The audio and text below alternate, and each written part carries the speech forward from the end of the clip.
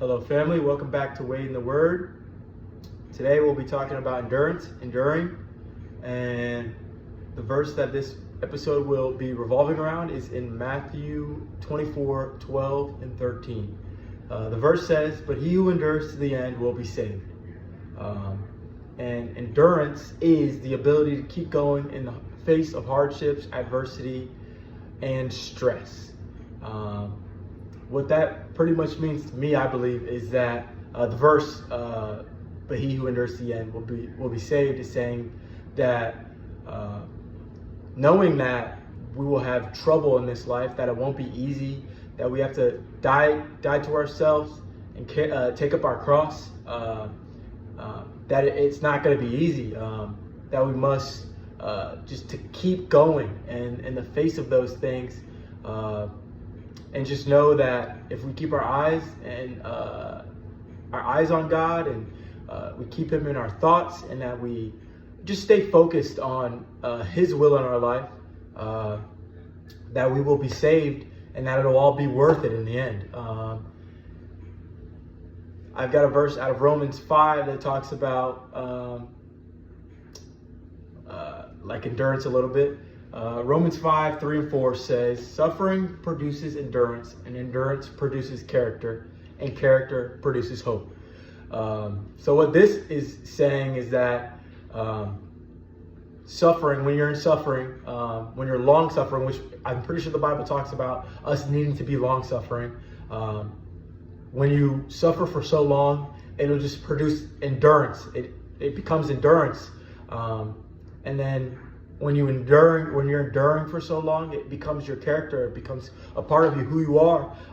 And when you have character, I think it brings hope. I just think it's like levels to taking up your cross and dying to yourself. And that, it's levels, and you're going up and up and up when you are relying on God, and that you're allowing Him to work in your life, and you're submitting to His will for your life. A few examples of people enduring to the end. The obvious would be Jesus going to the cross. He was praying before he was arrested that God take this cup away from him, but not his will, God's will. And he ended up going to the cross, and just having to endure through terrible things, painful things, humiliation, just really horrible things. And his reward is obvious, that he's sitting at the right hand of God, that his name is proclaimed above every other name to this day. Another example would be of Job. And I have a scripture from James 5 about Job. It says, James 5:11 says, "As you know, we count as blessed those who have persevered. You have heard of Job's perseverance, and have seen what the Lord finally brought about. The Lord is full of compassion and mercy." So that is just, pretty obvious. If you don't know what Job's story is about, Job was a blameless, righteous man who God allowed the devil to take everything away from him, ruin his health, ruin his relationship, his family, and he pretty much lost everything. And Job, knowing that he didn't do anything to deserve it, kind of got into a really deep depression and was complaining. And then he had friends coming and accusing him of things that he didn't do, which was making it even harder for him. But in the end, he endured the tests that and the things that the devil was doing to him, and to the end. And then God restored all of his physical things, his sanity to him. Even though I don't think he lost his sanity, it just probably seemed like it from his friends' perspective, because they were saying these things and he just wasn't agreeing with them. And then he lost everything, and he lost his hair, and he didn't look good. He probably wasn't feeling well, and God restored everything, got his family back. And yeah, he got more than what he had. because he endured to the end. Another example of someone enduring to the end out of the Bible would be Joseph. Joseph had a really hard life, but he was, I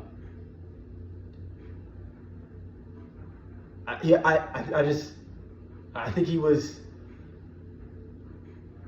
So we'll just talk about Joseph. Joseph's life. Joseph was son of Jacob, and Joseph was like favored by Joseph, or by Jacob. Joseph was favored by Jacob, and his brothers didn't like that. He shared some dreams that he had, saying that he was going to rule over them, and that just made his brothers jealous. On the top of the fact that his dad favored him over his brothers. One day they decided to throw him into a cistern and to kill him and say that an animal did it, but instead they pulled him out of the cistern and sold him into Egyptian slavery. The Egyptian merchants brought him to Egypt, and then he started to work in Pharaoh's house. He was so favored by God that everything he touched pretty much was working for him. Everything was going well. Pharaoh made him the first in his house, and the first in command in his house. And then his wife wanted to have sex with Joseph. Joseph knew it was wrong, so he fled it. He ran and left his robe behind him. The Pharaoh's wife accused him of rape because she had his robe. Joseph was thrown in prison. Then Joseph interpreted a few dreams of the Pharaoh's cupbearer, and I forget the other person, but he also worked for Pharaoh, and he told them not to forget what he had done for them when they get out of prison. They did forget. He stayed like another, I don't know, I think a couple more years, maybe 2 more years in prison before he interpreted a dream before Pharaoh had a couple dreams and told the cupbearer about his dreams and needed someone to interpret them. The cupbearer told him about a guy in prison named Joseph that had interpreted a dream of his, and so he interpreted Pharaoh's dream. And then Pharaoh pulled him out of prison and made him second in command to him, and was over all of the daily activities, was head over all of it. And Joseph also got to reunite with his brothers and reunite with his father when there was a famine. And he was in charge of all of the food. And yeah, so he got to pretty much, he just lived a tough life, and he had to endure. But in the end, he got to see his brothers again. He got to see his father again, and he became second in command to Pharaoh because of his obedience to God and ability to endure. If Joseph knew that he was going to have to go through all of this stuff before he got to where he was going, he probably would have been like, I don't want to do that, but I'm not going to do that, you know. But he endured and was just obedient to God and trusted in God, and God made it all worth his while. And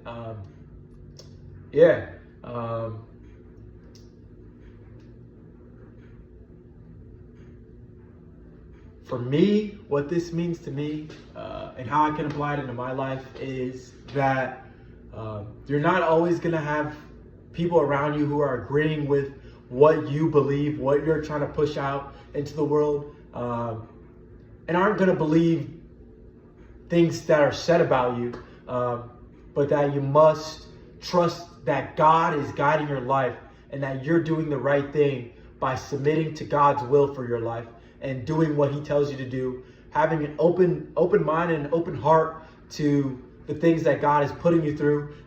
It's all he can turn anything for his good, but God is only gonna do things for your good. But in free will, you know what I mean? People are going to do things that can come back as bad, but God will always turn it for your good. And something in my life that was really tough for me that I've been having to endure for like the last 3 years was a female that I was close with accused me of raping her, and it wasn't true, but we're not going to get into all that. God will prove me right eventually, but I had to deal with just losing friends, my family not believing me, the looks that I would get, and the things that people would say about me. But just knowing in my heart that, like Job, I didn't do these things, or like Joseph, that Joseph knew he didn't do anything to the Pharaoh's wife, but just enduring through it, and suffering through it produced endurance for me. I feel as though, like sometimes,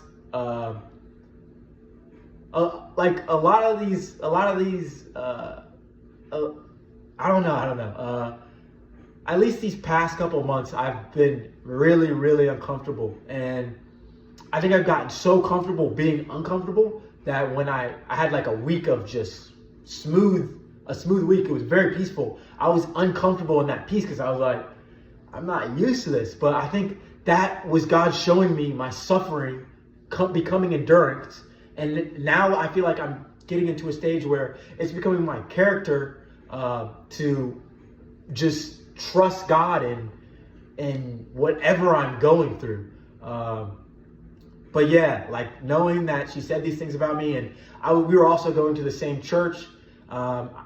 She told some of the leaders in the church, and the leaders kind of insinuated that to me, and I didn't know what they were saying because I know that I would never do anything like that. But I have a lot of church hurt because everybody in the church, not everybody was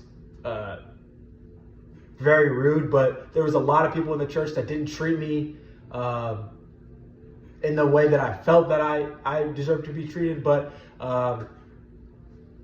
I think that's just a part of my testimony and my story, that, I don't know, we just have to trust God, and eventually that the truth will come out. And I feel as though the people that truly know me, which made it hurt even worse, my family, they truly knew me, didn't believe me. But just trusting God.